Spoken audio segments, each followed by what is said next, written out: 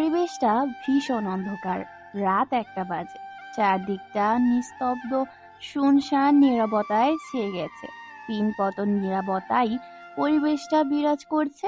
ভয়ঙ্কর রূপ ধারণ করেছে পরিবেশটা।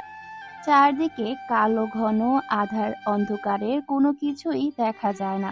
অন্যদিকে আকাশ থেকে ভেঙে পড়ছে মুষলধারায় আসা শ্রাবণের বৃষ্টি। বৃষ্টির ফোঁটার কারণে চারদিকটা থই থই শব্দে মুখরিত হয়ে উঠেছে।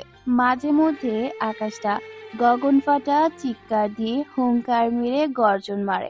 আকাশের হঠাৎ হঠাৎ ভয়ঙ্কর রূপ যেন পরিবেশটাকে আরো আতঙ্ক করে তোলে। বৃষ্টির এত গতি যে আশেপাশে কোনো মানুষকেই চেনা বা দেখা যায় না, এতটাই বৃষ্টির গতিবেগ। বেশ ভয়ঙ্কর হয়ে উঠেছে পরিবেশটা। এরই মধ্যে একটা বাড়িতে বন্ধ রুমের মধ্যে দেখতে পাওয়া যায় জিরো বলের বাতি জ্বলছে। রুমের মধ্যে বসে আছে কোনো এক অজানা ব্যক্তি, হাতে সিগারেট। সোফার উপরে পায়ে পা তুলে বসে আছে। তার সামনে চেয়ারের সাথে বেঁধে রাখা আছে একটা ছেলেকে। ছেলেটার মাথার উপরে হলদে রঙের জিরো বলের বাতি জ্বলছে। অন্ধকার থাকায় স্পষ্টভাবে দেখা যায় না, তবে অনুমান করা যাচ্ছে রক্তাক্ত সুই নিয়ে চেয়ারের সাথে বেঁধে রাখা হয়েছে ছেলেটাকে। তার সামনে অজানা ব্যক্তিটা মনের সুখে সিগারেট টানছে, আর নিকোটিনের ধোঁয়াগুলো এই বিষাক্তময় পরিবেশে তাতে ছেড়ে দিচ্ছে। এখনো ছেলেটার জ্ঞান ফেরেনি। অতিরিক্ত মার মারার কারণে শরীরের বিভিন্ন জায়গায় ফেটে গেছে। রক্ত এখন চুয়ে চুয়ে শরীর থেকে পড়ছে।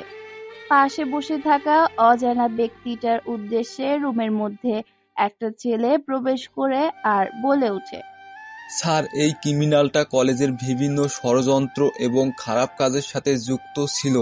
এখানে সকল অপরাধের ডকুমেন্ট আছে।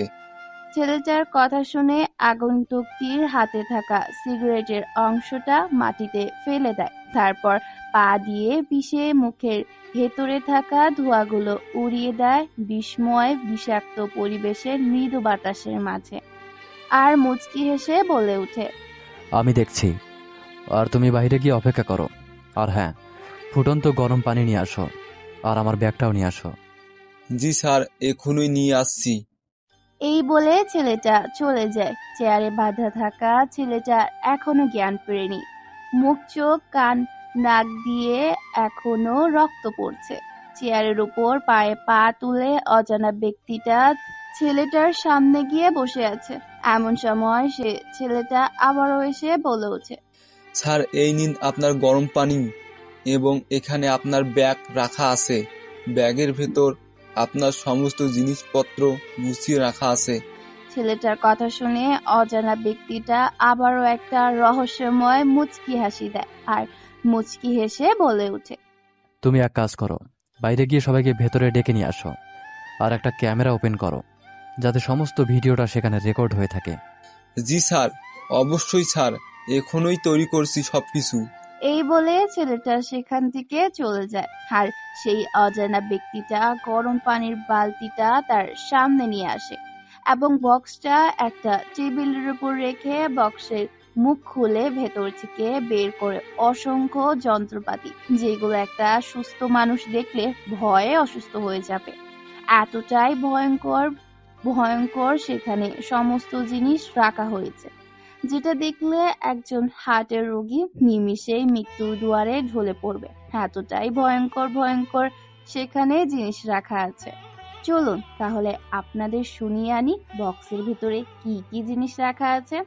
বক্সের ভিতরে রাখা আছে সোনার তৈরি চাপাতি কুড়ালের টুকরো, কাচের ছুরি এবং বেজ, হাতুড়ি, ইলেকট্রিক্যাল শক ডিলার মেশিন, হেস্কু কাটার ছুরি, কাতি, চিমটি প্লাস আর বেশ কিছু জিনিসপত্র। এত সব জিনিসগুলো দেখে উপস্থিত থাকা বেশ কয়েকজনের ঘাম অঝরে ধরতে শুরু করে। আগন্তুকটি মুচকি একটা হাসি দেয় আর বলে ওঠে, জুয়েল, দ্রুত আমার মগটা নিয়ে আয়। আর সবাইকে ভিতরে ডাক। পাশেই ক্যামেরাটা ওপেন করে ধর। জি ভাই, সবকিছু রেডি করা আছে। আর আপনার এই নিন মগটা। ওকে, ঠিক আছে। তুই পাশে দাঁড়িয়ে দেখ আর সমস্তটা ভিডিও কর। এই বলে রাসেল নামের আগন্তুকটা জুয়েলের হাতে থাকা একটা লাল কালারের মগ নিয়ে বালতির মধ্য থেকে ফুটন্ত গরম পানি নেয় আর সেটা দেয় চেয়ারের সাথে বেঁধে রাখা ছেলেটার মুখে। গরম পানির সেটা মুখের উপর পড়ার সাথে সাথে ছেলেটা পাগলা কুত্তার মতো লাফালাফি শুরু করেছে। ছেলেটা ছটফট করতে থাকে। মুহূর্তের মধ্যে পুরো মুখটা পুড়ে গিয়ে ঝলসে যায়। মুখের চামড়াগুলো খসে পড়তে শুরু করেছে। ভয়ঙ্কর দেখতে লাগছে এই মুহূর্তে ছেলেটাকে।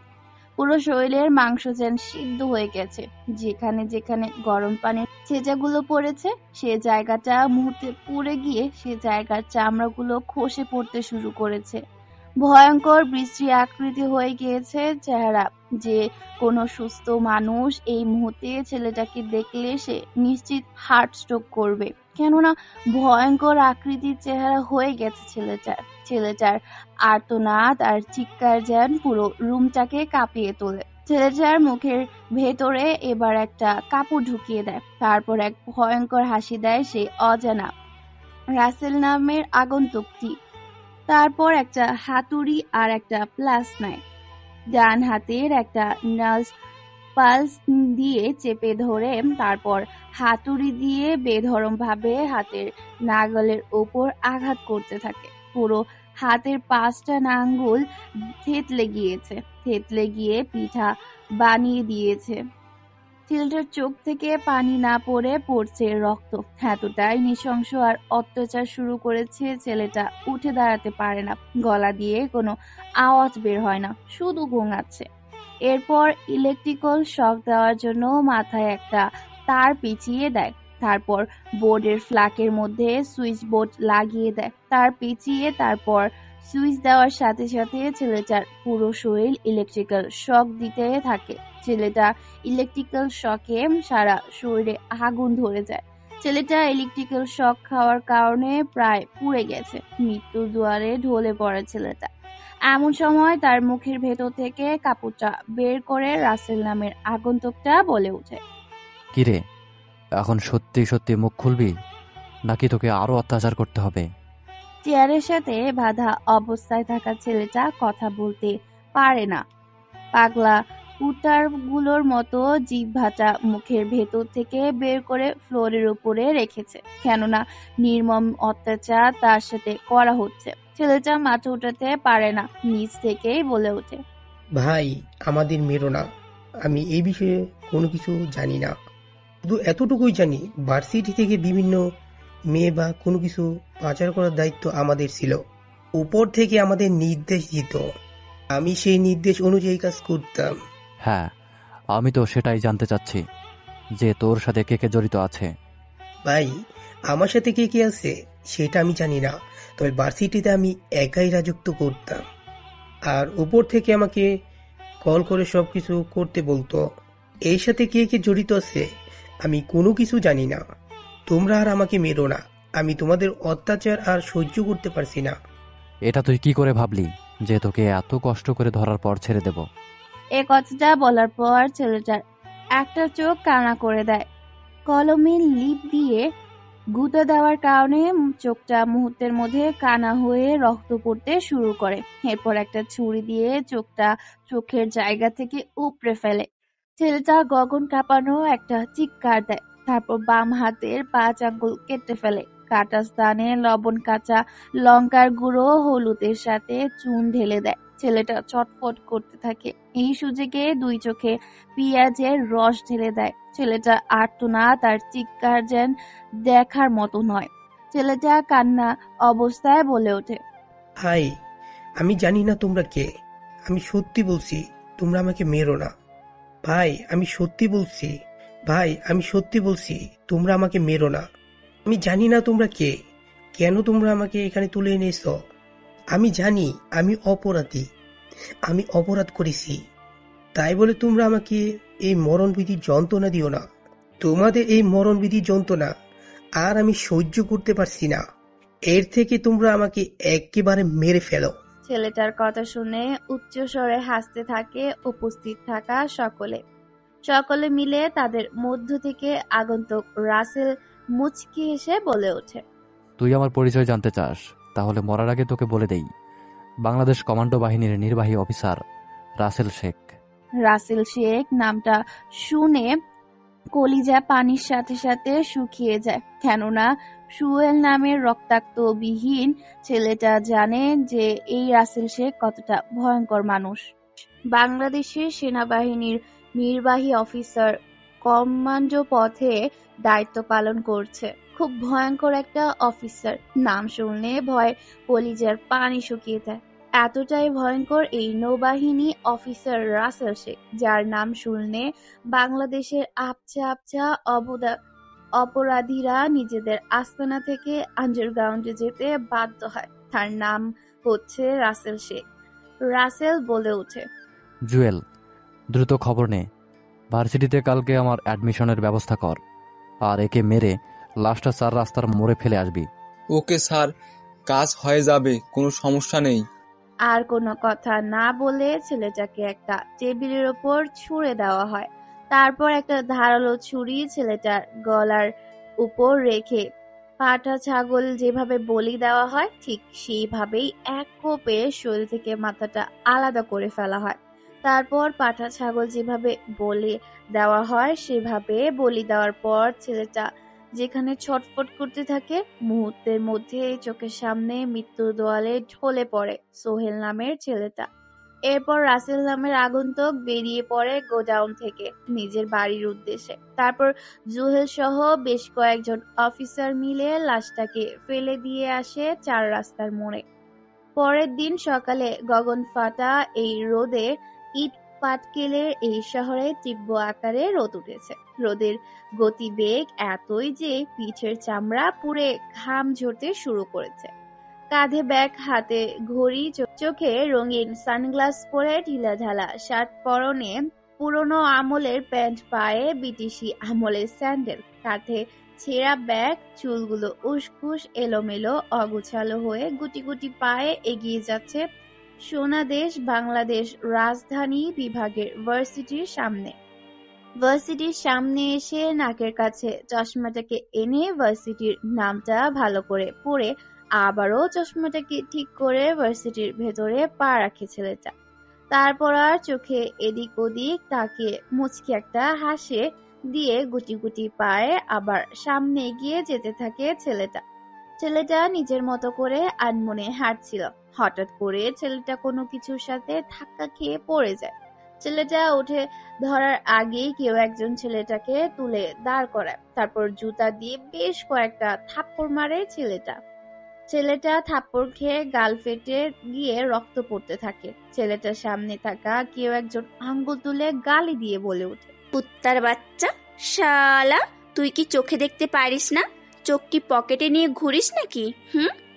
জল জীবন্ত একটা মানুষকে এসে ধাক্কা দিয়ে দিলি?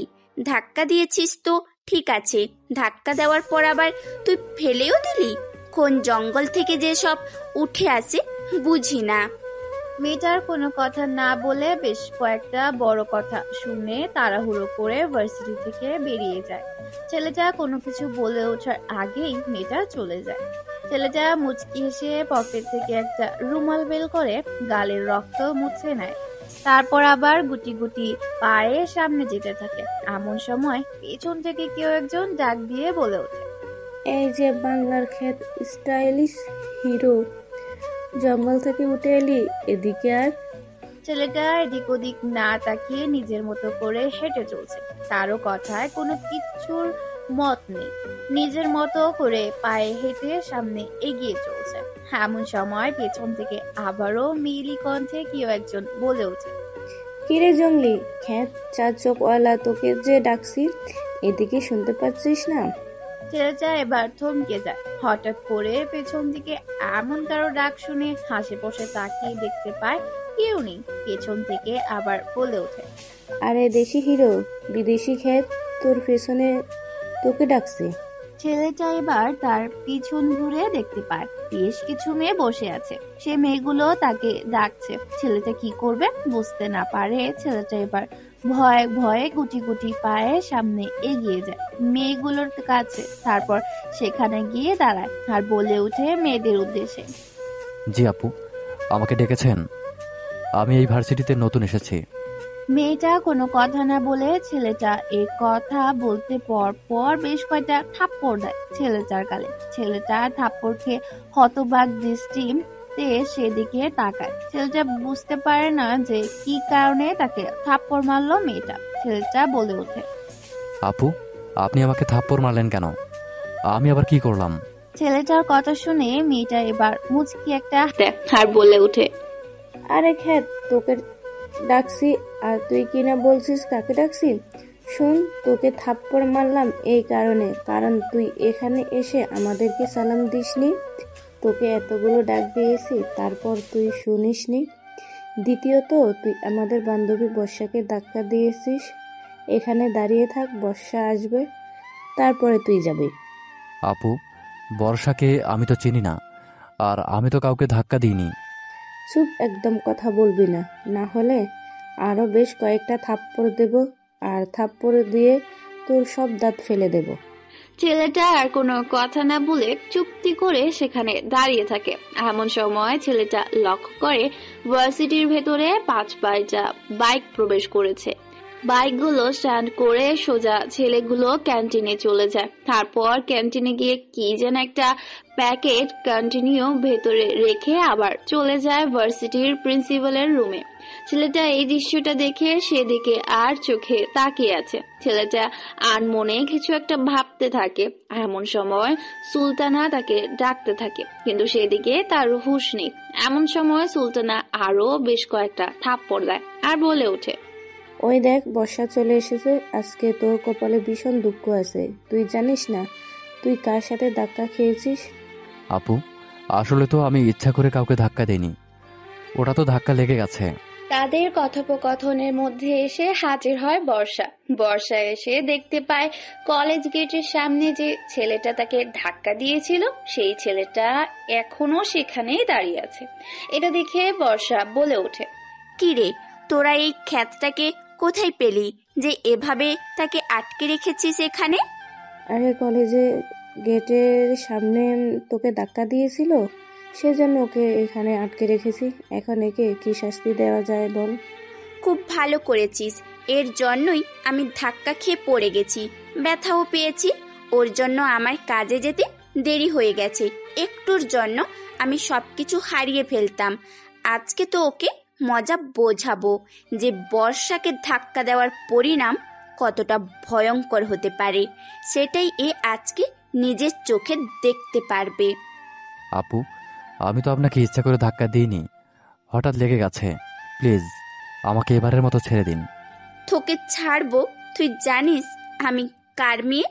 আমি এই শহরের সবচেয়ে বড় বিজনেসম্যান এবং রাজনৈতিক নেতা মন্ত্রীর মেয়ে।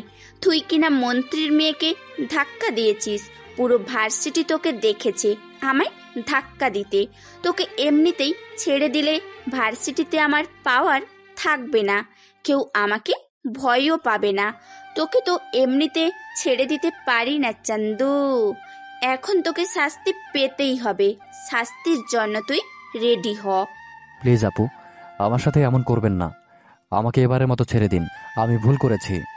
চুপ, আর কোনো কথা বলবি না, এখানে চুপ করে থাক। এই সুলতানা, একটা হকি স্টিক নিয়ে আয় আর কয়েকটা জুতার মালা নিয়ে আয়। একে আজকে পরিয়ে পুরো ভার্সিটি ঘোরাবো। সবাই একে জুতার মালা পরাবি। ছেলেটাকে ছেড়ে দেওয়ার জন্য ছেলেটা আকতি মিনতি করতে থাকে, কিন্তু কেউ তাকে ছেড়ে দিতে রাজি হয় না। বর্ষার কথা মতো সুলতানা গিয়ে কিছু জুতার মালা নিয়ে আসে, তারপর তাকে পরিয়ে দেয়। এরপর কয়েকটা ছবি তুলে ছেড়ে দেয় সোশ্যাল মিডিয়াতে। তারপর সবাই মিলে উড়াধরা মারতে থাকে রাসেলকে। রাসেল এতজনের হাতের মার খেয়ে মাটিতে পড়ে আছে। শরীরটা রক্তে রক্তাক্ত হয়ে গিয়েছে। অনেক মার মেরেছে, মার খাওয়ার জন্য মাটিতে পড়ে গড়াগড়ি খাচ্ছে। বর্ষা বলে ওঠে, আজকের মতো হয়ে গেছে, ওকে আর মারা লাগবে না। ওকে ছেড়ে দে তোরা। ও বুঝে গেছে আমি মন্ত্রীর মেয়ে কতটা ডেঞ্জারাস এবং ভয়ানক। সে আর কখনো আমার সাথে লাগতে আসবে না, আর সাথে লাগতে আসলে এর পরিণাম খুব খারাপ হবে। এই বলে বর্ষা ও তার দলবল সেখান থেকে চলে যায়। ছেলেটা এখনো মাটিতে পড়ে আছে।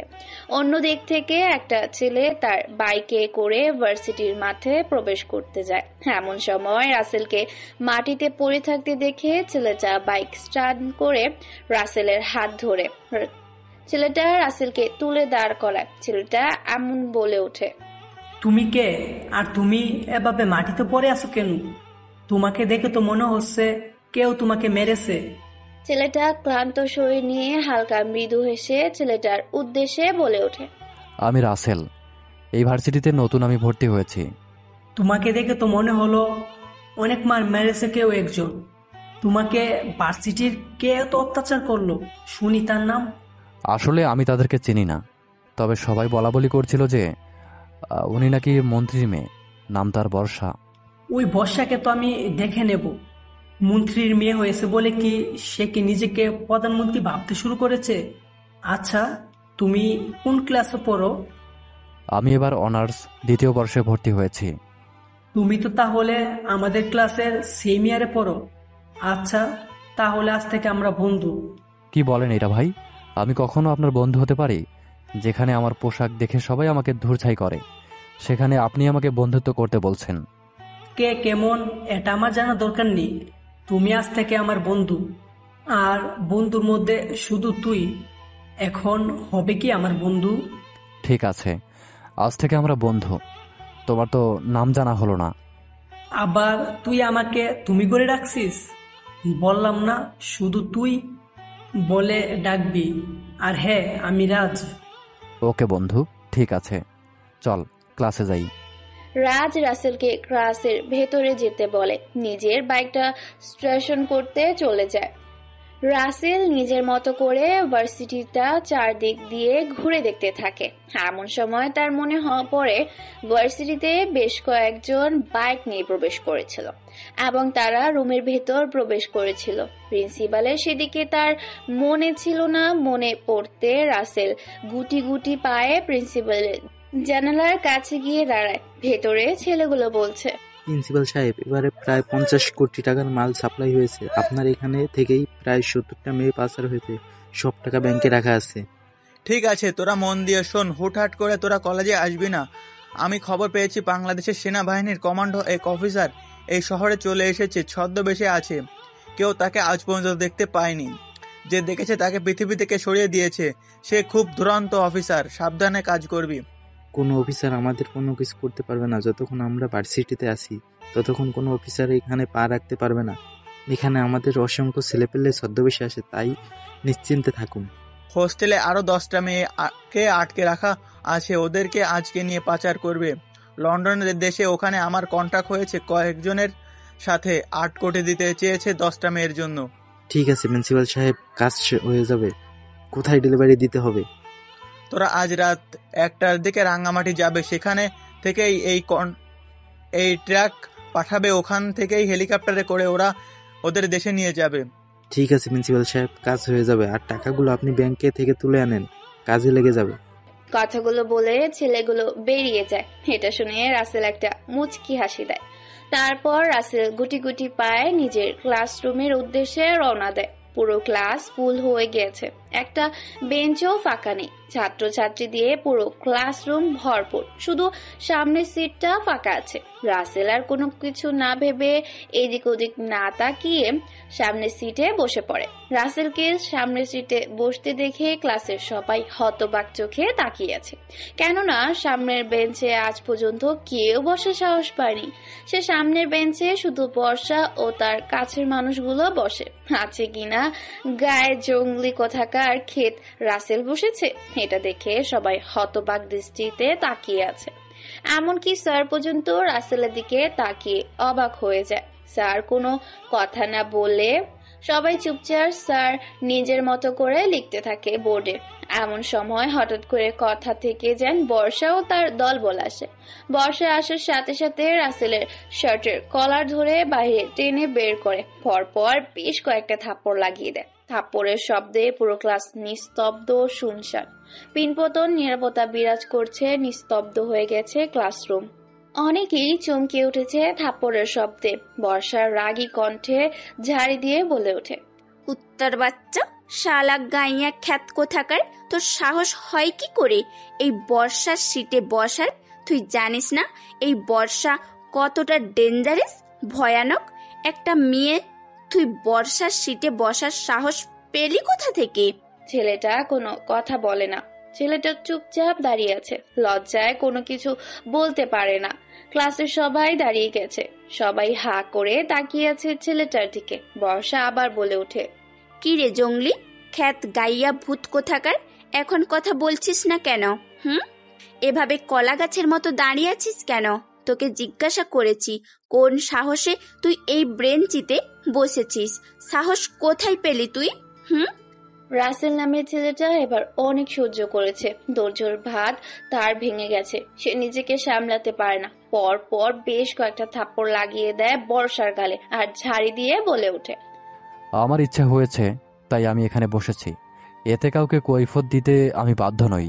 How dare you! তোর সাহস হয় কি করে তুই আমার মতো মন্ত্রীর মেয়ে, সুন্দরী একটা মেয়ের গায়ে হাত তোলার?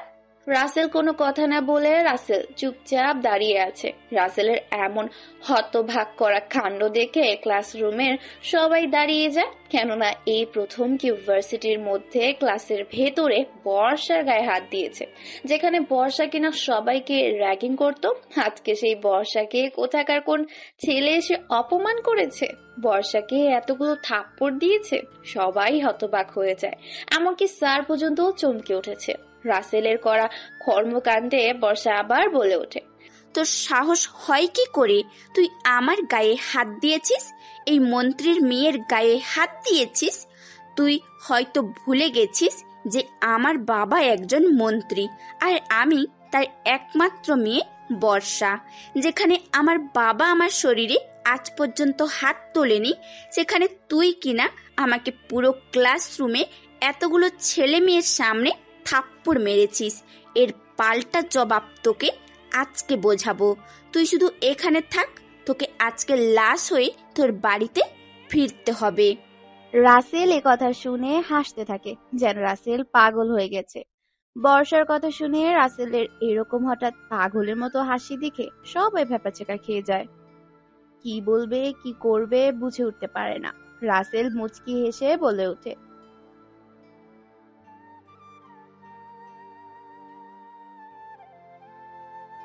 শালা খ্যাত কোথাকার, তোর এত বড় সাহস যে তুই আমাকে তুই তুকারি করে অপমান করছিস? তোর যদি আজকে জিহ্বাটা কেটে রাস্তার কুকুরকে না খাওয়াতে পেরেছি, তাহলে আমার নামও বর্ষা না। তোকে আজকে জেলের ভাত খাইয়ে ছাড়বো আমি। রাসেলের কথা শুনে মুচকি একটা হাসি দিয়ে সামনের বেঞ্চে বসে পড়ে। রাসেলের কর্মকাণ্ড দেখে রাজ হতবাক দৃষ্টিতে তাকিয়ে আছে, যেন রাজ নিজেকে বিশ্বাস করতে পারছে না। যে ছেলেটা কিনা কিছুক্ষণ আগে ভার্সিটির মাঝে এতগুলো ছেলেমেয়ের সামনে অপমানিত হয়ে মার খেলো, সেই ছেলেটা কিনা পুরো ক্লাসরুমের ভেতরে এতগুলো ছাত্রছাত্রীর সামনে থাপ্পড় মারলো বর্ষাকে। স্যার এই দৃশ্য দেখে ক্লাসরুম থেকে বের হয়ে চিৎকার চেঁচামেচি শুনে অন্য ক্লাসরুম থেকে একজন ম্যাডাম এসে বলে ওঠে, এখানে কি হয়েছে?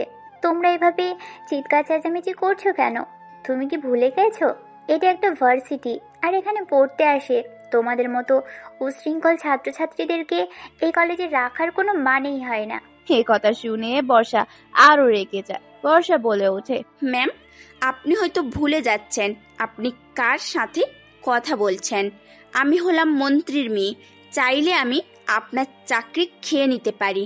তাই আমার সামনে ভদ্রতা শেখাতে আসবেন না। এই জঙ্গলি খ্যাত গাইয়া ভূতের সাহস হয় কি করে আমাকে থাপ্পড় মারার? এই কথা শুনে ম্যাডাম অবাক হয়ে যায়, কেননা ছেলেটা তাকে থাপ্পড় মেরেছে। এই কথাটা বেশ অবাক লেগেছে ম্যাডামের। ম্যাডাম বলে ওঠে, এই ছেলে, তোমার সাহস কি করে হয় বর্ষাকে থাপ্পড় মারার? তুমি বর্ষাকে কেন থাপ্পড় মেরেছো? ম্যাডামের কথা শুনে আবারও পাগলের মতো হাসতে থাকে রাসেল। রাসেল যেন পাগল হয়ে গেছে। ক্লাসে সবাই ভাবতে শুরু করেছে রাসেল আসলেই সত্যি একটা হাফ পাগল, মাথায় হয়তো সমস্যা আছে, যার কারণে সে বর্ষার মতো একজন প্রভাবশালী ধনীর দুলালি ঘরের মেয়ের গায়ে হাত তুলেছে। রাসেল বলে ওঠে, ম্যাডাম, ওকে বলে দিন আমার সাথে যেন ঝামেলা না করে। এখন তো শুধু থাপ্পড় দিয়েছি, যদি নেক্সট টাইম কোনো বেয়াদবি করে তাহলে প্রাণেই মেরে ফেলবো। এই কথা শুনে সবাই চমকে যায়। হতবাক দৃষ্টিতে রাসেলের দিকে সবাই তাকিয়ে আছে। বর্ষা এবার চিৎকার করে বলে ওঠে, তোর মতো ফকিন্নি কিনা আমার গায়ে হাত দেবে, আমাকে খুন করবে, এটাও আমাকে বিশ্বাস করতে হবে?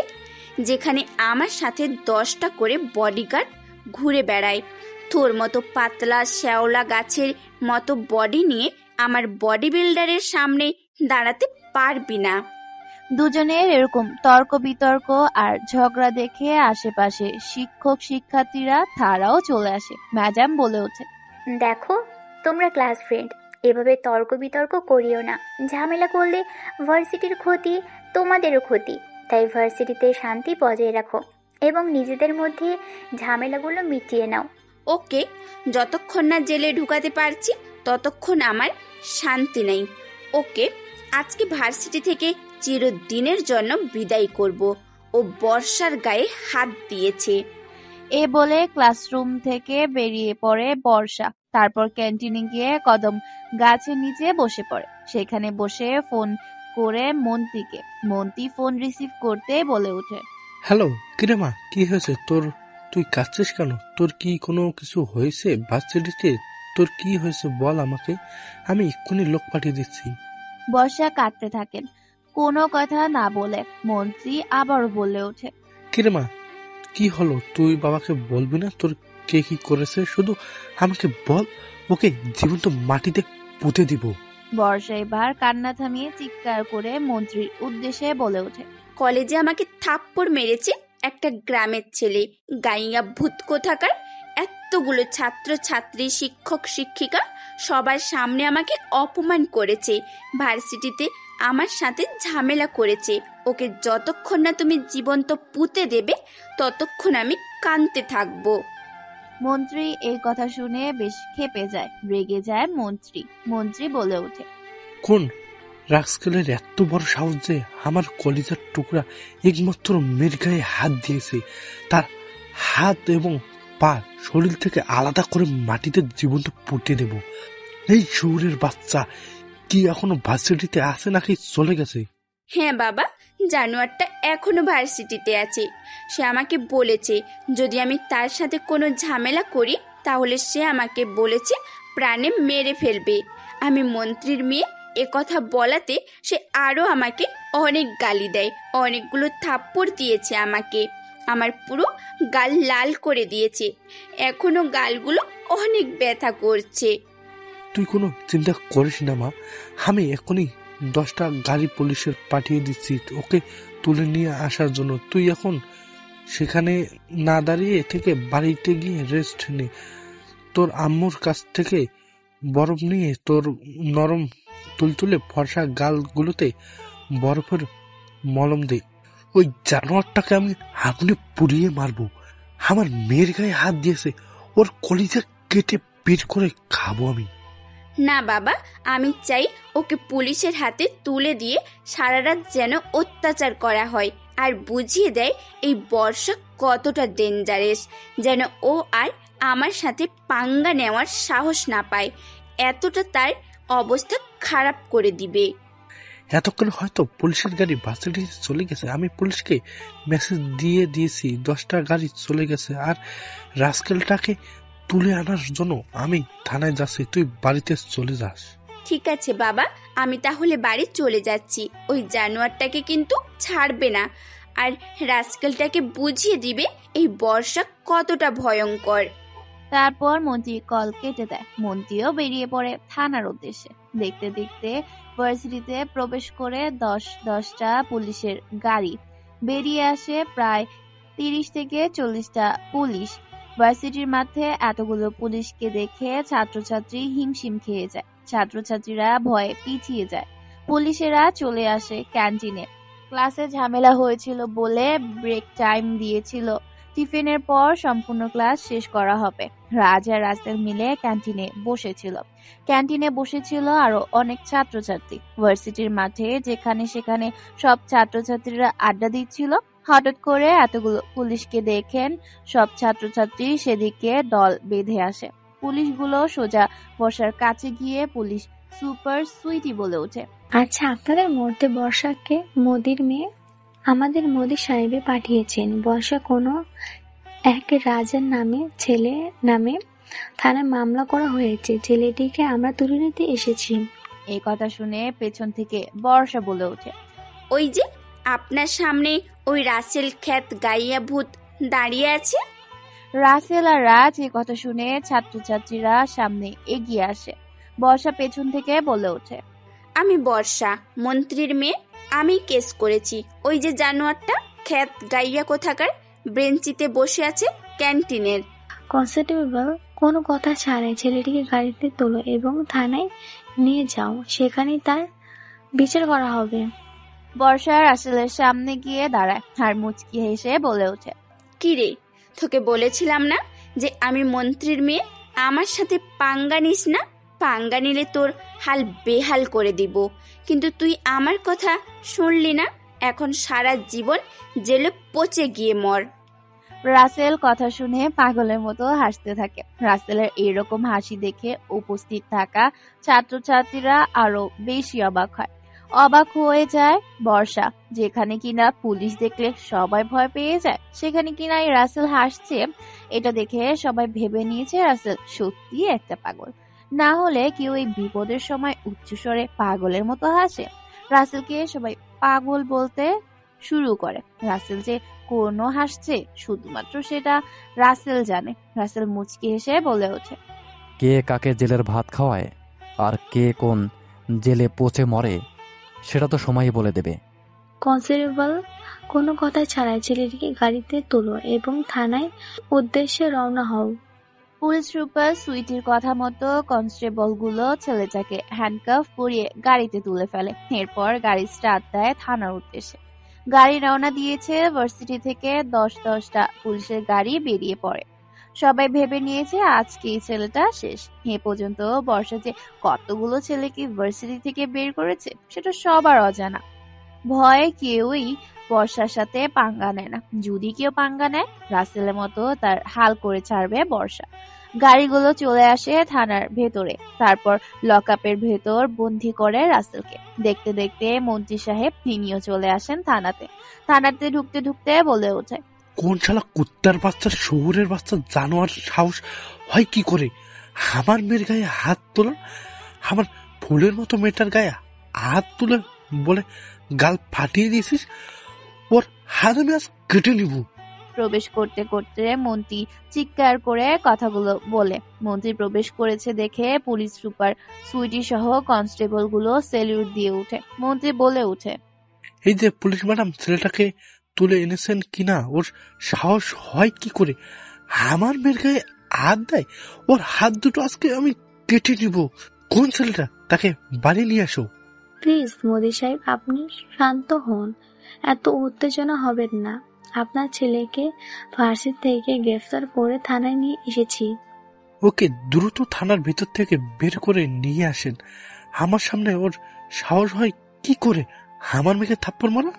কনস্টেবল, ছেলেকে লকআপ থেকে বের করো, এখানে নিয়ে আসেন। পুলিশ সুপার সুইটির কথা মতো রাসেলকে লকআপের ভেতর থেকে বের করে নিয়ে আসা হয়। মন্ত্রী সাহেব নিজের মতো করে মোবাইলে কি জান দেখছিলেন। ছেলেটাকে মন্ত্রীর সামনে এনে দাঁড় করায়। তারপর সুইটি বলে ওঠে, স্যার, এই ছেলেটা আপনার মেয়েকে মেরেছে আর এর নামে আপনার মেয়ে থানায় অভিযোগ জানিয়েছে। মন্ত্রী সাহেব এই কথা শুনে সামনে তাকাতেই তো অবাক হয়ে যায়। ভয়ে হাত থেকে ফোনটা পড়ে যায়। মন্ত্রী সাহেব কাঁপাকাঁপি শুরু করেছে। মন্ত্রী সাহেবের কপাল দিয়ে গাল বেয়ে ঘাম ঝরতে থাকে। হঠাৎ করে মন্ত্রী সাহেবের এরকম কাঁপাকাঁপি আর অদ্ভুত ব্যবহারের উপস্থিত থাকা পুলিশ সুপার সুইটি সহ সকল কনস্টেবল অবাক হয়ে যায়। মন্ত্রী কি করবে কি বলবে বুঝতে পারে না। মন্ত্রীর ভয়ে গলা শুকিয়ে যায়। তবুও মন্ত্রী রাসেলকে দেখে আমতা আমতা কণ্ঠস্বরে বলে ওঠে, স্যার, আপনি এখানে, আপনি লকআপের ভিতর কি করছেন স্যার? আর আপনার হাতে ডান্ডা বেরি কে পড়েছে স্যার? মন্ত্রীর কথা শুনে আর মন্ত্রী এমন ব্যবহারে সবাই অবাক হয়ে যায়। রাসেলের কথা শুনে মুচকি একটা হাসি দেয়। ইন্সপেক্টর সুইটি অবাক চোখে মন্ত্রীর দিকে তাকিয়ে আছে। মন্ত্রী বলে ওঠে, এই যে পুলিশ ম্যাডাম, আপনার সাহস কি করে হয় স্যারের হাত হ্যান্ডকাপ পরানো? আপনার কি জীবনের মায়া নেই? এ কথা শুনে পুলিশ সুপার সুইটি এবং কনস্টেবল গুলো বেশ অবাক হয়ে যায়। ইন্সপেক্টর সুইটি বলেই ওঠে, আরে স্যার, আপনি কি বলছেন? আপনি এবং আপনার মেয়ে তো থানায় এই ছেলেটির নামে অভিযোগ করেছে এবং তুলে নিয়ে আসতে বলেছেন। তাই তো আমরা ভার্সিটি থেকে এই ছেলেটিকে তুলে নিয়ে এসেছিলাম থানায়। আর এখন আপনি বলছেন আপনার কেন গ্রেফতার করেছি? এ কথা শুনে মন্ত্রী ঘাবড়ে যায়, বেশ অবাক হয়ে যায়। মন্ত্রী ভয়ে ভয়ে বলে ওঠে, তাড়াতাড়ি স্যারের হাত থেকে হ্যান্ডকাপটা খুলে ফেলুন। অফিসার, আর কিছু খাবারের ব্যবস্থা করুন, চা অথবা কফি। মন্ত্রী ছেলেটাকে বারবার স্যার বলছেন। এটা শুনে সবাই বেশ অবাক হচ্ছে। মন্ত্রীর কথা মতো রাসেলের হাত থেকে হ্যান্ডকাফ খুলে ফেলে মন্ত্রী বলে ওঠে, সরি স্যার, আমি আসলে বুঝতে পারিনি, আমার মেয়েও বুঝতে পারেনি। আমার মেয়ে আপনাকে চিনে না, তাই ভুল করে ফেলেছে, তাকে আপনি ক্ষমা করে দেন। মন্ত্রীর কথা মতো কনস্টেবল গুলো চা কফির ব্যবস্থা করতে যায়। চেয়ারে পায়ের উপর পা তুলে বসে পড়ে রাসেল। রাসেল মুচকি হেসে বলে ওঠে, মন্ত্রী সাহেব, আপনার মেয়ে ভার্সিটিতে অনেক অপরাধ করে। আমি চাইলে কিন্তু আপনার মেয়েকে সারা জীবনের জন্য জেলে আটকে রাখতে পারি। পুলিশ সুপার সুইটির এ কথা শুনে আরো অবাক হয়ে যায় মন্ত্রী রাসেলের মুখে এরকম কথা শুনে বেশ ঘাবড়ে যায়। পুলিশ সুপার সুইটি বলে ওঠে, আসলে স্যার, আমি এখনো চিনতে পারলাম না ওনাকে। আপনি ওনাকে বারবার কেন স্যার বলছেন? আর ওনাকে এত ভয় পাচ্ছেন কেন?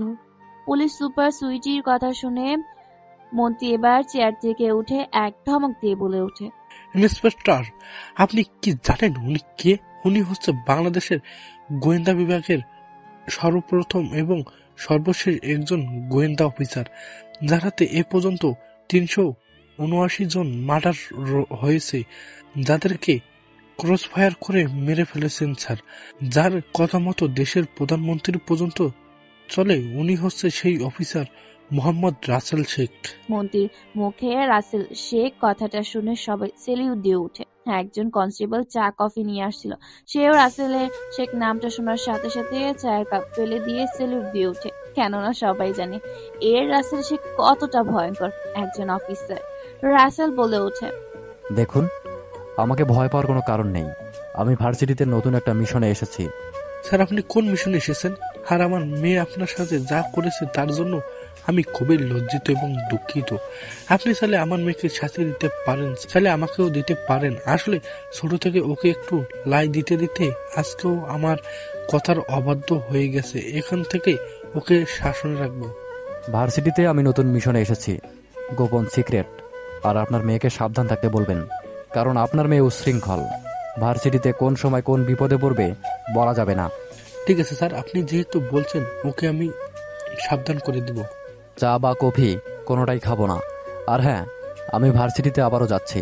আমি যেই শহরে ছদ্মবেশে এসেছি এটা যেন কেউ না জানতে পারে, না হলে যে আমার কথা ফাঁস করবে তাকে দুনিয়া থেকেই উপরে পাঠিয়ে দেব। বাকি কথাটা বলতে দেয় না মন্ত্রী তার আগেই বলে ওঠে, স্যার, আর বলতে হবে না স্যার, আমরা বুঝে গেছি। রাসেল আর কোনো কথা না বলে রাসেল থানা থেকে বেরিয়ে যায়। তারপর ভার্সিটির উদ্দেশ্যে রওনা দেয়। চলুন তাহলে শুনে আসি আসলে রাসেলকে আর বর্ষা দেখতে কেমন। রাসেল হচ্ছে বাংলাদেশের আইন বিভাগের সর্বোচ্চ উচ্চ পদের একজন গোয়েন্দা অফিসার, যার কথা মতো ম্যাজিস্ট্রেট, ডিসি, এসিপি, কমিশনার, এমনকি দেশের প্রধানমন্ত্রী পর্যন্ত মাথা নিচু করতে বাধ্য হয়। রাসেল শেখ এমন একজন মানুষ যার সামনে কেউ উঁচু গলায় কথা বলতে পারে না। অপরাধীকে অপরাধ করতে দেখলেই মৃত্যু ছাড়া জেল দেয় না। যদি রাসেলের সামনে কেউ অপরাধ করেছে, মৃত্যু তার জন্য নিশ্চিত। রাসেল অপরাধীদেরকে মৃত্যু দেয়, কিন্তু অপরাধীদেরকে জেল দেয় না। এই জন্য বাংলাদেশের সাধারণ জনগোষ্ঠী থেকে উচ্চ পদস্থলে বড় বড় গোয়েন্দা অফিসার, মানুষজন সবাই থাকে রাসেল শেখ বলে চিনে। রাসেল দেখতে বেশ স্বাস্থ্যবান, বিশাল আকৃতি তার দেহ, উচ্চতায় প্রায় 6 ফুট 8 ইঞ্চি। বডি বিল্ডারের মতো তার শরীর, দেখতে ভীষণ স্মার্ট এবং হ্যান্ডসাম, উজ্জ্বল ফর্সা গায়ের রং। প্রধানত ছেলেগুলো শ্যামবর্ণ হয়ে থাকে, কিন্তু রাসেলের ক্ষেত্রে পুরো আলাদা। রাসেল দেখতে উজ্জ্বল ফর্সা, দুধে আলতা গায়ের রং, দেখতে বিদেশির মতো হ্যান্ডসাম, স্টাইলিশ। বর্ষা হচ্ছে ডানা কাটা পরী, যাকে পরীদের সাথে তুলনা না করলে কেউ বর্ষার সৌন্দর্যের মূল্যটা বুঝবে না। বর্ষা একদম ডানা কাটা হুড়পড়ি, চিকন চিকন কালো পাতা চোখের চোখগুলো হরিণের মতো, চুলগুলো কোমর পর্যন্ত, গালগুলো উজ্জ্বল ফর্সা পাকা আমের মতো, গায়ের রং দুধে আলতা, উচ্চতায় 5 ফুট 8 ইঞ্চি, দেখতে ভীষণ মায়াবী। ঠোঁটের নিচে সুন্দর একটা কালো তিল। যখন সে হাসি দেয় তখন যেন তার মুখ দিয়ে মুক্তা ঝরে। তবে বর্ষা খুব অহংকারী এবং দিমাগী। মন্ত্রী, বাবার কোটি কোটি টাকা আছে বলে ভার্সিটিতে কাউকেই পাত্তা দেয় না। স্যারদেরকেও সে সম্মান করে না। উশৃঙ্খল এবং র্যাগিং এর শিকার করে বিভিন্ন ছাত্রছাত্রীদেরকে। ভীষণ অহংকারী বর্ষা কাউকে তোয়াক্কা করে না, কারণ বাপের কোটি কোটি টাকা আছে বলে। দেখতে দেখতে ভার্সিটিতে প্রবেশ করে রাসেলকে দেখে ভার্সিটির উপস্থিত থাকা শিক্ষক, শিক্ষার্থী, শিক্ষিকা, ছাত্রছাত্রী সবাই অবাক হয়েছে। এমনকি উপস্থিত থাকা বর্ষা, সে রাসেলকে দেখে টাসকি খেয়ে যায়। রাসেলকে জলজীবন্ত পায়ে হেঁটে ভার্সিটির মাঠে প্রবেশ করতে দেখে হাঁ করে তাকিয়ে আছে। কেউ কোনো কথা বলতে পারে না, কথা বলার ভাষা হারিয়ে ফেলেছে। বর্ষা তো এখনো নিজের চোখে বিশ্বাসই করতে পারছে না। বর্ষা সুলতানার উদ্দেশ্যে বলে ওঠে, কি রে সুলতানা, আমি কি নিজের চোখে দেখছি নাকি আমি ভুল দেখছি? কি করে এটা সম্ভব? আমি তো আমার নিজের চোখে বিশ্বাস করতেই পারছি না যে আমি স্বপ্ন দেখছি না বাস্তবে দেখছি। বর্ষার কথা শুনে এবার সুলতানা বলে ওঠে, না রে বর্ষা, তুই যেটা দেখছিস আমিও ঠিক সেটাই দেখছি। আমিও বুঝতে পারছি না জলজীবন্ত একটা মানুষ কি করে ভার্সিটির পায়ে হেঁটে উপস্থিত হতে পারে। আমি তো এখন নিজেকে বিশ্বাসই করতে পারছি না। একাই ছেলেটা কি করে জেল থেকে বের হয়ে আসলো, যেখানে আমার বাবা আর আমি নিজে থানায় কমপ্লেন করেছি, সেখানে কিনা আমাদের কমপ্লেন উইথড্র করে ছেলেটাকে বের করে দিয়েছে। ওই অফিসারকে তো আমি শেখাবো, দাঁড়া আমি বাবাকে কল দেই। এই বলে পকেট থেকে বর্ষা ফোনটা বের করে মন্ত্রীর উদ্দেশ্যে কল করে ফোনটা রিসিভ করতে বর্ষা বলে ওঠে, হ্যালো বাবা, তুমি কোথায়? ওই গাইয়া খ্যাত ছেলেটা তো আবার কলেজে চলে এসেছে। তুমি ওই ছেলেটাকে থানায় আটকে রাখতে পারলে না কেন? মন্ত্রী সাহেব বর্ষার মুখে এই কথা শুনে অবাক হয়ে যায়। ভয় কিছু বলতে পারে না, কেননা বললে বিপদ, না বললেও বিপদ। মন্ত্রী কি করবে বুঝতে পারে না। অবশেষে মন্ত্রী মেয়ের উদ্দেশ্যে বলে ওঠেন, দেখ মা, ওই ছেলেটার সাথে কোনো ঝামেলা করিস না। ছেলেটা গরিব অনাথ, তাই তাকে ছেড়ে দিছি। ছেলেটা খুব ভালো, আমাকে অনেক সম্মান করে। গরিবে বিপদে পাশে দাঁড়াই। তুই তার সাথে খারাপ ব্যবহার করিস না। বাবা, আমি তোমার কলিজার একমাত্র মেয়ে। তুমি কিনা আমার কথা না শুনে একটা গাইয়া খ্যাত কোথাকার জঙ্গলির কথা শুনেছ। দেখ মা, আমি যেটাই বলেছি সেটাই শেষ কথা। তুই যেমন আমার প্রাণের প্রিয় একটা জিনিস, আমার কলিজার ঠিক ওই ছেলেটা আমার কাছে অনেকটা।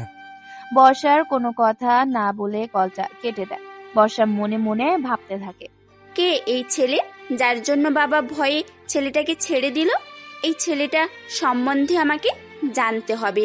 কে এই ছেলে, কোথা থেকে উঠে এসেছে এই ভার্সিটিতে, আর কেনই বা হঠাৎ করে এই ছেলে এই ভার্সিটিতে এসেছে পড়তে? এত গরিব হয়ে এত দামি একটা ভার্সিটিতে কেন সে ভর্তি হয়েছে? সবকিছু আমাকে খুঁজে বের করতেই হবে।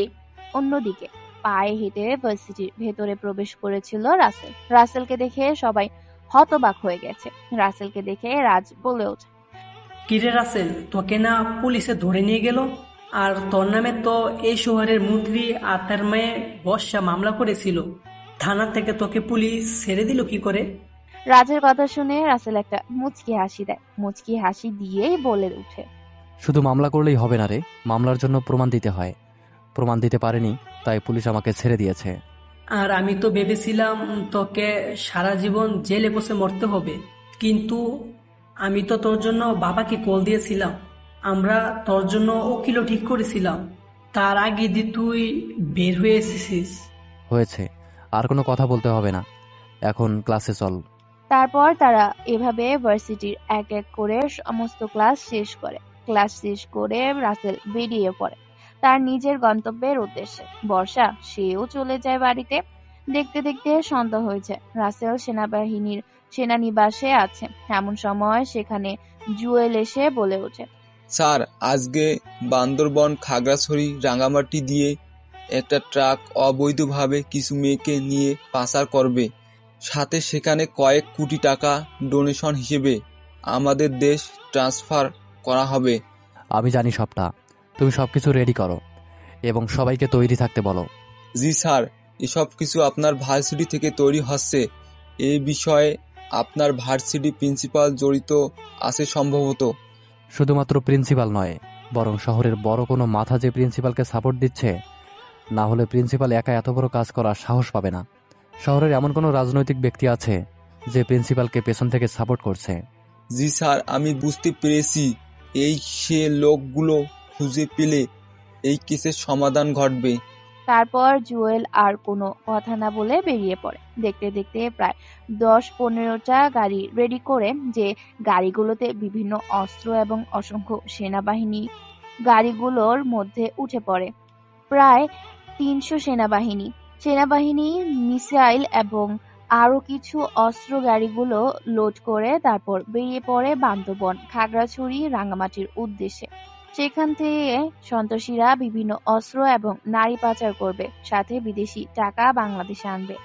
দেখতে দেখতে আকাশ উড়াল দেয় তিনটে হেলিকপ্টার। একটা হেলিকপ্টারে একাই বসে আছে জুয়েল আর রাসেল।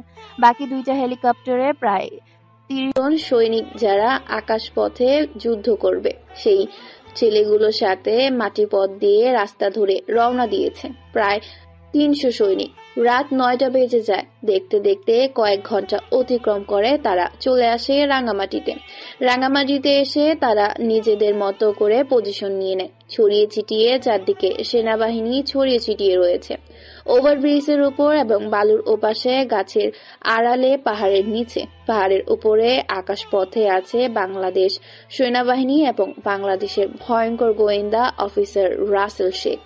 সবাই সবার মতো পজিশন নিয়ে নেয়। হঠাৎ করে পরপর 4-4টা ট্রাক এসে উপস্থিত হয় ওভারব্রিজের উপরে। সবাই সতর্ক হয়ে যায়। এক দৃষ্টিতে সবাই তাকিয়ে আছে। বাংলাদেশ সেনাবাহিনীর হাতে আছে মিসাইল, AK-47 রাইফেল, নাইফার, বম, ককটেল এবং শত্রুর সাথে মোকাবেলা করার জন্য বুলেট প্রুফ জ্যাকেট।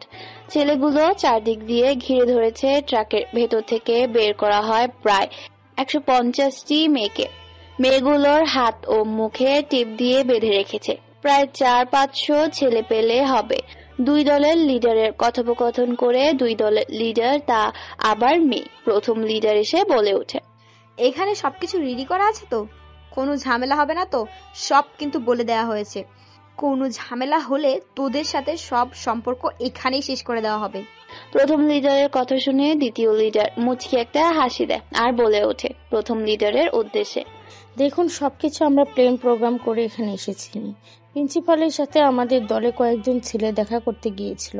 প্রিন্সিপাল বলে দিয়েছে কোনো ঝামেলা হবে না। শহরে নতুন একটা গোয়েন্দা বিভাগে অফিসার প্রবেশ করেছে, তাদেরকে নিয়ে ভয়ে আছি আমরা। তাহলে তো আমাদের বিপদ, কেননা আমি শুনেছি রাসেল শেখ গোয়েন্দা বিভাগের কর্মরতা। তিনি খুব ভয়ঙ্কর, ডেঞ্জারাস একজন অফিসার। তিনি অপরাধীর গান শুকে অপরাধ দমন করেন। আমরা চেষ্টা করব যাতে আপনাদের সকল রকম প্রোটেকশন দেওয়া যায়। এখানে 150 জন মেয়ে আছে। টাকা বুঝিয়ে দিন, মেয়েগুলোকে নিন, সাথে অস্ত্রগুলো আমাদের ট্রাকে লোড করুন। মনে রাখবেন, টাকাতে যেন ভেজাল না হয়। টাকা ভেজাল হলে কিন্তু পরবর্তীতে আপনার মাল পাবেন না। তোকে এ নিয়ে চিন্তা করতে হবে না। টাকা এবং অস্ত্র দুইটাই অরিজিনাল আর সঠিক তোদের হিসাব অনুযায়ী রাখা আছে। তোরা তোদের গোডাউনে নিয়ে গিয়ে দেখে নিস। এখন মেয়েগুলোকে আমাদের ট্রাকে লোড কর। এই, তুই দাঁড়িয়ে না থেকে মেয়েগুলোকে এদের ট্রাকে লোড করে দে, আর এখান থেকে যত তাড়াতাড়ি সম্ভব বেরিয়ে পড়, কেননা বিপদ তো আর বলে কয়ে আসে না। দুই দলের লিডারের কথা মতো এক ট্রাক থেকে অন্য ট্রাকে মেয়েগুলোকে ট্রান্সফার করা হয়, আবার একটা থেকে অন্যটাতে টাকাগুলোকে ট্রান্সফার করা হয় এবং বিদেশি অস্ত্রগুলো দেশে পাচার করার জন্য সেগুলো লোড করা হয়। সবকিছু ক্যামেরার মাধ্যমে দেখছে রাসেল শেখ এবং তার সেনাবাহিনীটি। দেখতে দেখতে প্রায় সময় দুই দলের লিডার যখন হাত মেলাতে যাবে তখনই সেখানে হঠাৎ করে গুলির বৃষ্টির মতো হতে থাকে। হঠাৎ করে গুলি করাতে সবাই হিমশিম খেয়ে যায়। ভয় কেউ কিছু করতে পারে না, লুকিয়ে পড়ে আকাশ পথে গুলি করতে থাকা, কেউ মাটির পথে গুলি করতে থাকে, নিচ থেকে গুলি করতে থাকে, কেউ উপর থেকে গুলি করতে থাকে বৃষ্টির মতো। দুই দলের দিকে গুলি ধেয়ে আসতে থাকে। দুই দল সমান তালে তাল মিলাচ্ছে আছে সেনাবাহিনীর সাথে।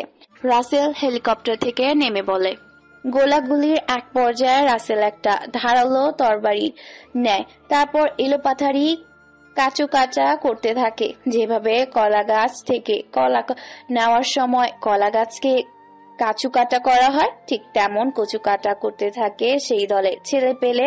বৃষ্টির মতো গুলি করাতে দুই দলের ছেলে পেলে পেরে ওঠে না, কারণ হঠাৎ আক্রমণ করে বাংলাদেশের সেনাবাহিনী এবং গোয়েন্দা বিভাগের সিনিয়র অফিসার রাসেল শেখ, যার কারণে সহজেই পরাজিত হয়ে যায় দুই দলের লিডার। দুই দলের লিডারকে বাংলাদেশ সেনাবাহিনী গ্রেফতার করে এবং সমস্ত মেয়েগুলোকে সেনাবাহিনীর আয়ত্তে নিয়ে সেনানিবাসে নিয়ে আসা হয়, সাথে অস্ত্র, টাকা, সমস্ত কিছু। এরপর এক একটা মেয়েকে তাদের নিজ নিজ গন্তব্যের উদ্দেশ্যে পাঠানোর ব্যবস্থা করে। সমস্ত টাকা বাংলাদেশ সেনাবাহিনীর আন্ডার থেকে যায় এবং অস্ত্রগুলো সরকারের আয়ত্তে দিয়ে দেয়। রাসেল চেয়ারের উপর পা রেখে বসে আছে। 3টা চেয়ার বেঁধে রাখা হয়েছে। 3 জনকে দুই দলের লিডার এবং সে ছেলেটাকে 3 জনের মুখে টেপ মারা, হাত পা চেয়ারের সাথে বেঁধে রাখা। রাসেল চা খাচ্ছে আর তাদের দিকে তাকিয়ে তাকিয়ে মুচকি হাসি দিচ্ছে। রাসেলের এরকম হঠাৎ হাসি দেখে জুয়েল বেশ অবাক হয়। জুয়েলের বেশ বুঝে গেছে এখানে এমন কিছু হবে যেটা সহ্য করার মতো ক্ষমতা কারো থাকবে না। তাই জুয়েল সেখানে থেকে আস্তে করে কেটে পড়ে, কেননা সে এরকম নির্মম অত্যাচার সহ্য করতে পারে না যেটা রাসেল অপরাধীদের উপরে টর্চার করে। রাসেল মুচকি হেসে বলে ওঠে, তোদের বসকে সেইটা তোদের টর্চার করার আগেই বলে দিলে ভালো হয়। তারা 3 জন কথা বলতে পারে না, কারণ তাদের মুখে টেপ মারা। রাসেল এবার এক এক করে 3 জনের মুখের উপর থেকে টেপ সরিয়ে দেয়। রাসেল বলে ওঠে, দেখ, তোদের জন্য অনেক কিছু করেছি, তোদের জন্য আমাকে 300 সৈন্য নিয়ে যেতে হয়েছে। তারা 3 জন কোনো কথা বলে না। রাসেল তাদেরকে বোঝাতে থাকে, কিন্তু তারা মুখ খোলে না। হঠাৎ করে রাসেল একটা গরম লোহার শিক তাদের 3 জনের হাতে গেঁথে দেয়। 3টা শিট। সাথে সাথে 3 জন এক গগন ফাটানো চিৎকার দেয়। তাদের এই চিৎকার যেন পুরো সেনানিবাস কেঁপে ওঠে। জুয়েল বাইরে থেকে দৌড়ে এসে দেখতে পায় গরম একটা লোহার শেক তাদের 3 জনের হাতে গেঁথে দিয়েছে। ব্যথায় ছটফট করতে থাকে তারা। 3 জন যেন জীবনটা শরীর থেকে বেরিয়ে যাচ্ছে, আত্মাটা যেন তাদের জীবন থেকে পালিয়ে যাচ্ছে। এরপর রাসেল তাদের মুখের ওপর আরো টেপ মেরে দেয়। তারপর তাদের পায়ের নিচে 3টা গরম পানির বালতি রাখে। তারপর তাদের 3 জনের পাগল সে গরম পানিতে চেপে ধরে। মুহূর্তের মধ্যে পাগুলো পুড়ে সেখানে ফুসকা দিয়ে উঠে। ছেলেটা সহ 2 দলের লিডার গড়াতে থাকে ব্যথা আর যন্ত্রণা যেন তারা সহ্য করতে পারে না। এরপর তাদের পায়ের নিচ থেকে গরম পানি সরিয়ে নেওয়া হয়। তারপর রাসেল নিজের পা দিয়ে তাদের 3 জনের পাগুলো চেপে ধরে। মুহূর্তের মধ্যে ফুসকাগুলো গলে গিয়ে পাটা নাকাচা অবস্থা হয়ে যায়। দেখতে কেমন যেন ভয়ঙ্কর লাগে। পা দুটো বিশ্রী হয়ে যায়। প্রায় 3 জনে আধমারা হয়ে গেছে। রাসেল এবার মুচকি হেসে তাদের মুখে ট্যাপগুলো আবার সরিয়ে দেয় আর বলে ওঠে, এখনো তোদের হাতে অনেক সময় আছে। সত্যি সত্যি বলবি নাকি আরো অত্যাচার করব? এবার তারা তিনজন হাঁপিয়ে গেছে। ভয়ে দুই দলের লিডার সহ ছেলেটা মুখ খুলতে বাধ্য হয়। প্রথম লিডার বলে ওঠে, প্লিজ স্যার, আমাদের উপর আর অত্যাচার করবেন না। আমরা আপনার অত্যাচার আর সহ্য করতে পারছি না। আমি হলাম বিদেশের একজন এজেন্ট। আমি দেশে থেকে বিভিন্ন কন্ট্রাক্টের কাজ করে থাকি। প্রথম মহিলা লিডারটা কাঁদতে থাকে। এই বলে দ্বিতীয় মহিলা লিডার বলে ওঠে, আমি এদেশেই মানুষ। আমি প্রিন্সিপালের আন্ডারে কাজ করি, তবে প্রিন্সিপালের সাথে কে কে জড়িত আছে আমি এর কোনো কিছুই জানি না। স্যার, আর আমাকে মারবেন না, আমি আর সহ্য করতে পারছি না। আমি যা জানি সবটাই আপনাকে বলে দিচ্ছি। আমি বাংলাদেশেরই মানুষ, প্রিন্সিপালের আন্ডারে কাজ করি, তবে প্রিন্সিপালের শহরের মেয়রের সাথে জড়িত আছে। প্রিন্সিপালকে ফুল সাপোর্ট দিচ্ছে শহরের মেয়র। যত কোটি টাকা হয় তারা দুজনেই ভাগাভাগি করে নিয়ে নেয়। আমরা দুজনের কাছ থেকে মেয়েগুলোকে কিনে নিতাম, তারপর সেগুলোকে আমরা বিভিন্ন দেশে বিক্রি করতাম ডাবল মুনাফা, যেমন কানাডা, ইউরোপ, আমেরিকা, ফ্রান্স, চীন, Japan, Thailand, Indonesia, Malaysia, Dubai, Brazil, Argentina, এই দেশগুলোতে বিক্রি করে দিতাম অধিক মুনাফা নিয়ে। আমি এদেশেই মানুষ। আমি প্রিন্সিপালের আন্ডারে কাজ করি, তবে প্রিন্সিপালের সাথে কে কে জড়িত আছে আমি এর কোনো কিছুই জানি না। আর আমরা গোডাউন থেকে মেয়েগুলোকে নিয়ে এদের কাছে বিক্রি করে দিতাম কোটি কোটি টাকা নিয়ে। সাথে এরা আমাদের অস্ত্র আর টাকা দিত। স্যার, আমি যতটুকু জানি সবটাই বলে দিয়েছি। আমি প্রিন্সিপাল আর মেয়রের আন্ডারে কাজ করতাম, বিনিময়ে তারা আমাকে টাকা দিত। তাদের সাথে অনেক ছেলেপেলেই কাজ করে যারা কলেজে এখনো আছে। প্রিন্সিপাল কলেজে থেকে মেয়েগুলোকে ব্ল্যাকমেল করে মেয়রের কাছে নিয়ে যেত, সেখান থেকে আমরা মেয়েগুলোকে বিদেশে পাচার করতাম। তাদের কথোপকথন শুনে রাসেলের মাথা বিগড়ে যায়। গরম চাটা এক ঢোকে খেয়ে ফেলে। এরপর গরম পানিটা তাদের তিনজনের মুখে সেটা দেয়। সাথে সাথে চোখ মুখ কান ঝলসে যায়, জ্বলে গিয়ে পুড়ে যায়, চামড়াগুলোতে ফোসকা দিয়ে ওঠে। তাদের তিনজনকে দেখতে ভীষণ ভয়ঙ্কর লাগছে। তারা ছটফট করতে থাকে, শরীরটা জ্বলতে থাকে। তাদেরকে কষ্ট দেওয়ার জন্য রাসেল এবার লবণ, মরিচ, পেঁয়াজ তাদের মুখের উপর সেটা দেয়। সাথে সাথে যেন তাদের শরীরে আগুন ধরেছে, এতটাই তাদের শরীর জ্বলতে থাকে। চারে বাধা অবস্থায় থাকা তারা লাফালাফি করতে থাকে, ছটফট করতে থাকে, যেন মৃত্যু তাদের খুব কাছে। তারা তিনজনে যেন মৃত্যু থেকেও ভয়ঙ্কর যন্ত্রণা সহ্য করতে থাকে। তারপর রাসেল জুয়েলকে ডাক দেয়। জুয়েলকে ডাক দিয়ে বলে ওঠে, জুয়েল, এদের কাছ থেকে সিগনেচার সহ এদের জবানবন্দি নিয়ে নাও। এদের দুনিয়া থেকে বিদায় করার সময় চলে এসেছে। তারপর জুয়েল ভয়ে ভয়ে তাদের জবানবন্দি নিয়ে তাদের কাছ থেকে সই নিয়ে নেয়। এরপর তাদের গলার ওপর ব্লেড দিয়ে কয়েকটা টান দেওয়াতে গলার শিরা উপশিরা কেটে গিয়ে ফিনকিনি দিয়ে রক্ত গড়গড়িয়ে পড়তে থাকে। মৃত্যুর দুয়ার ধরে ঢলে পড়ে তারা তিনজন। এরপর তাদের তিনটা লাশকে কুমিরের পানিতে ফেলে দেওয়া হয়। দেখতে দেখতে রাত শেষ হয়ে যায়। পরের দিন একই বেশে একই ড্রেসে কলেজের মাঠে উপস্থিত হয় রাসেল। বর্ষা সিদ্ধান্ত নিয়েছে সে রাসেলকে আজকে ফলো করবে, সারাটা দিন ফলো করবে। সাথে সুলতানাকে নিয়ে নিয়েছে। বেশ কিছু মেয়েকে নিয়ে আজকে বর্ষা সিদ্ধান্ত নিয়েছে রাসেলকে চোখে চোখে রাখবে, রাসেলের সম্বন্ধে জানবে। কি এই ছেলে যে কিনা জেল থেকে চলে আসে, যেখানে রাসেল কতজনকে জেল খাটিয়েছে, আজ পর্যন্ত কাউকে ছেড়ে দেয়নি, কিন্তু এই ছেলেটা কি ছেড়ে দিয়েছে? এটা বর্ষা মেনে নিতে পারছে না। তাই সে সিদ্ধান্ত নিয়েছে আজকে রাসেলকে ফলো করবে। রাসেল ভার্সিটিতে আসে। ভার্সিটিতে এসে পুরো ভার্সিটি ঘুরে দেখতে থাকে কোথায় কি আছে না আছে। প্রিন্সিপালের রুমের দিকে রওনা দেয় রাসেল। রাসেলের পেছন পেছন বর্ষা, তামান্না, সুলতানা এবং আরো কিছু ছেলে মেয়ে তাকে ফলো করতে থাকে। রাসেল ধীরে ধীরে প্রিন্সিপালের ক্যাবিনে উকি মারতে থাকে। প্রিন্সিপাল ভেতরে কিছু একটা করছে। এমন সময় টেবিলের উপরে রাখা পেন্সিলের ফোনটা বেজে ওঠে। প্রিন্সিপাল ফোনটা রিসিভ করতেই ফোনের ওপাশে থাকা ব্যক্তিটা বলে ওঠে, প্রিন্সিপাল, তুমি সতর্ক ও সাবধান হয়ে যাও। কাল রাতে আমি খবর পেয়েছি বাংলাদেশের গোয়েন্দা বিভাগে রাসেল শেখ আমাদের কালো ধান্দার উপরে তার বাঘের থাপা মেরেছে।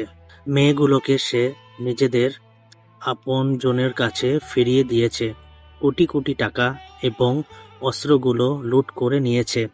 এবং মেরে ফেলেছে সেই 3 জন ছেলে মেয়েকে। প্রিন্সিপাল এই কথা শুনে তো চমকে ওঠে, কয়েক হাত দূরে গিয়ে ছিটকে পড়ে, ভয়ে বুক ধক ধক করতে শুরু করে। হঠাৎ ঘাম ঝরতে শুরু করেছে। রাসেল বুঝতে পারে না হঠাৎ করে প্রিন্সিপালের কি হলো যে প্রিন্সিপাল ভয় এমন করছে। রাসেল বিষয়টা ভাবতে থাকে। প্রিন্সিপাল ভয়ে ভয়ে বলে ওঠে, কিন্তু ওর তো এই কথা জানার কথা নয়। কাল রাতে বান্দরবন খাগড়াছড়ি রাঙ্গামাটিতে মালগুলো পাচার করেছিলাম, এখানেও খবর পেলো কোথা থেকে? প্রিন্সিপাল, তুমি হয়তো জানো না যে রাসেল শেখ কতটা ভয়ঙ্কর ও ডেঞ্জারাস একজন অফিসার। সেই অপরাধীদের ঘেরান সুখে অপরাধীদের জায়গায় চলে যায় আর সেইখানে গিয়ে অপরাধীদের নিঃশঙ্কভাবে হত্যা করে। ওর ক্যালেন্ডারে নেই কোনো দাড়ি, নেই কোনো কমা, একদম ফুল স্টপ। আমি সিদ্ধান্ত নিয়েছি, আমি আজকে এই পাঁচিল থেকে পালিয়ে যাব, আর এখানে থাকা যাবে না। কেননা বিপদ কোনো সময় ভাসিতে চলে আসবে, বলা যায় না। রাসেল বুঝতে পারে না যে প্রিন্সিপাল হঠাৎ করে এত ঘাবড়ে গেল কেন। রাসেল ভাবতে থাকে কি হতে পারে। রাসেল এমন নিজের পকেট থেকে একটা বক্স বের করে, তারপর রোবোটিং একটা মশা বের করে জানালা হালকা ফাঁক করে ভেতরে ঢুকিয়ে দেয়, যেখানে প্রিন্সিপালের সব কথা শোনা যায় এবং ভিডিও কলে কার সাথে কথা বলছে সেটাও স্পষ্ট দেখা যাবে। রিমোট কন্ট্রোল দিয়ে কন্ট্রোল করতে থাকে সেই মশাটাকে। তারপর কানে হেডফোন লাগিয়ে রাসেল প্রিন্সিপাল ও মেয়রের সমস্ত কথা শুনতে থাকে। ফোনের ওপাশে মেয়র বলছে। মেয়রকে দেখে বেশ খানিকটা অবাক হয় রাসেল, তবুও মুচকি একটা হাসি দেয়। বর্ষা ও তার দলবল রাসেলের কর্মকাণ্ড দেখে হয়তো বা তারা বুঝতে পারে না আসলে এই ছেলে কে, আর প্রিন্সিপালের কেবিনে দেখে এইভাবে লুকিয়ে আছে কেন। তারা কোনো কিছুই বুঝতে পারে না, শুধু ভাবতে থাকে। তাদের মনে মনে অনেক কথা, কিন্তু জিজ্ঞেস করার সাহস পাচ্ছে না কাউকে। রাসেল সমস্ত কথা শুনতে থাকে। তাদের মনে অনেক কথা, কিন্তু জিজ্ঞেস করার সাহস পাচ্ছে না কাউকে। রাসেল সমস্ত কথা শুনতে থাকে। মেয়র বলে ওঠে, প্রিন্সিপাল, কালকে একটা ট্রাক যাবে কলেজে। তুমি যতগুলো ভার্সিটিতে ড্রাগস, মদ, বিয়ার এবং অস্ত্র আছে সবগুলোকে ট্রাকে লোড করে তুমিও সেখান থেকে পালিয়ে আসবে, যেন কেউ বুঝতে না পারে আমরা কালকেই এই শহর ছেড়ে চলে যাব। কিন্তু স্যার, এতগুলো ছেলে মেয়ের সামনে দিয়ে কি করে মালগুলোকে ট্রাকে উঠাবো? সেখানে যদি ছদ্মবেশে রাসেল শেখ চলে আসে তাহলে কি হবে? দেখো, মরতে তো আমাদেরও হবে। মরার আগে একটু রিস্ক নিতে হবে, না হলে এগুলো যাবে ওগুলো যাবে। তুমি একটা কাজ করো, ভার্সিটির পেছন দিক দিয়ে সব মালগুলো ট্রাকে লোড করে পেছনের গেট দিয়ে ট্রাকটাকে তুমি বের করবে। ঠিক আছে। তাদের কথোপকথন শুনে মুচকি একটা হাসি দেয় রাসেল। তারপর রাসেল পেছনে ঘুরে সমস্ত কিছু গুছিয়ে নিয়ে আবার নিজের ক্লাসরুমের উদ্দেশ্যে রওনা দেয়। বর্ষা ভাবতে থাকে আসলে ছেলেটা কে, কিন্তু বুঝতে পারে না। বর্ষা বলে ওঠে, সুলতানা, তুই জানিস এই ছেলেটা কি আমার মোটেও সুবিধের মনে হচ্ছে না। একে দেখতে গরিব হলেও সত্যিকারে গরিব না। এর হাতে একটা কি যেন দেখলাম, ড্রোনের মতো। ছেলেটাকে চোখে চোখে রাখতে হবে বর্ষা, তবেই আমরা বুঝতে পারবো আসলে এই ছেলেটার উদ্দেশ্যটা কি, কেন এই ভার্সিটিতে ভর্তি হয়েছে, ওর আসল পরিচয় কি। তুই একদম ঠিক বলেছিস। আজ থেকে ওকে আমি ফলো করব। ও যেখানে যেখানে যাবে সেখানে আমি যাব। ও আসলে কে, ওর সত্যিকারের পরিচয়টা আমাকে যে করেই হোক বের করতেই হবে। তারপর ওকে পুলিশে ধরিয়ে দেব। ছেলেটাকে দেখতে পুরো গুন্ডাদের মতো। এভাবে কথা বলে তারা চলে যায় নিজেদের ক্লাসরুমে। আজকে ফার্স্ট বেঞ্চে বসে আছে রাসেল। রাসেলের পাশে বসে আছে রাজ, তার বন্ধু। বর্ষা কোনো কিছু না বলে পেছনের বেঞ্চে গিয়ে বসে পড়ে। ম্যাডাম ক্লাস বুঝাতে থাকে, এক এক করে সমস্ত ক্লাস শেষ করে দেয়। তারপর ভার্সিটি ছুটি হয়ে যায়। গুটি গুটি পায়ে হেঁটে হেঁটে রাসেল চলে যায় আসে একটা বস্তির ভেতরে প্রবেশ করে রাসেল। তারপর কয়েকটা গলির ভেতর দিয়ে তাদেরকে চক্কর খাইয়ে হঠাৎ করে গায়েব হয়ে যায় রাসেল। বর্ষা ও তার দলবল হাজারো চেষ্টা করে রাসেলকে খুঁজে বের করতে পারে না। রাসেল সবার চোখে ধুলো দিয়ে চলে আসে সেনাবাহিনীর ক্যাম্পে। সেখানে এসে সমস্ত কিছু তৈরি করতে বলে কালকের জন্য, কেননা কালকেই ফাইনাল খেলা খেলবে রাসেল শেখ। তাই সবাইকে নিজেদের মতো করে তৈরি এবং প্রস্তুত থাকতে বলে সমস্ত কিছু নিয়ে কালকেই শহরের মেয়র এবং শহরের প্রিন্সিপালের জীবনের ইতিহাস শেষ করবে। রাসেল বলে ওঠে, জুয়েল, তুমি সমস্ত কিছু তৈরি করে রেখো, কালকে ভার্সিটিতে শেষ খেলাটা খেলবো। চোর পুলিশ খেলাটা কালকেই শেষ করতে হবে। জি স্যার, আমাদের সমস্ত কিছু তৈরি করা আছে। আপনি অর্ডার দেওয়া মাত্রই বৃষ্টির মতো গুলি করা হবে তাদেরকে। ঠিক আছে, কালকের জন্য সবাইকে তৈরি থাকতে বলো। এই বলে রাসেল নিজের কেবিনে চলে যায়। তারপর ল্যাপটপে বসে কিছু একটা করতে থাকে। দেখতে দেখতে রাত হয়ে যায়, সকাল হয়ে যায়। ভার্সিটিতে প্রবেশ করছে অসংখ্য ছাত্রছাত্রী। রাসেল আজকে একটু স্মার্ট হয়ে এসেছে, আজকে একটু ভার্সিটিতে বেশি ছেলেপেলে দেখাচ্ছে। অন্যদিকে কলেজের পেছন দিয়ে ট্রাকে প্রবেশ করেছে প্রিন্সিপাল। এক এক করে ট্রাকের সমস্ত জিনিসপত্র লোড করতে থাকে। ছদ্মবেশে প্রবেশ করেছে রাসেলের অনেকগুলো সেনাদল। ট্রাকটা লোড করা শেষে যখন একটা চলে যেতে নিবে, এমন সময় প্রিন্সিপালের পায়ে বেশ কয়েকটা গুলি করে। গুলির শব্দে পুরো ভার্সিটি কেঁপে ওঠে। প্রিন্সিপাল মাটিতে লুটিয়ে পড়ে। ট্রাকের ভেতরে থাকা ছেলেপেলে গুলো বেরিয়ে আসে। রাসেলের দলের সাথে সংঘর্ষ লেগে যায় প্রিন্সিপালের ছেলেপেলেগুলো। শুধু ভার্সিটিতে গোলাগুলির শব্দ শুনে ছাত্রছাত্রীরা এদিক ওদিক ভয়ে দৌড়াদৌড়ি ছোটাছুটি শুরু করেছে। কনের এক আড়াল থেকে বর্ষা লুকিয়ে দেখতে থাকে রাসেল গুলি করছে প্রিন্সিপালকে। বিরাট রকমের একটা সংঘর্ষ তৈরি হয়ে যায়। এক এক করে প্রিন্সিপালের সমস্ত ছেলেকে মেরে ফেলে। তারপর প্রিন্সিপালকে মাটিতে টানতে টানতে নিয়ে আসে ভার্সিটির সামনে থাকা ট্রাকটাতে। এমন সময় সেখানে মেয়র এসে উপস্থিত হয়। রাসেল কিছু না বলে ওঠার আগে মেয়র রাসেলের উপরে গুলি চালায়। হঠাৎ আচমকা আমন হাতে রাসেল ডান হাতে গুলি লাগে। এটা দেখে রাসেল একটা মুচকি হাসি দেয়, তারপর বলে ওঠে, মেয়র, তুই ভীষণ বোকা। মরার জন্য তুই নিজেই চলে এসেছিস, নিজে থেকেই আজরাইলের কাছেই চলে এসেছিস।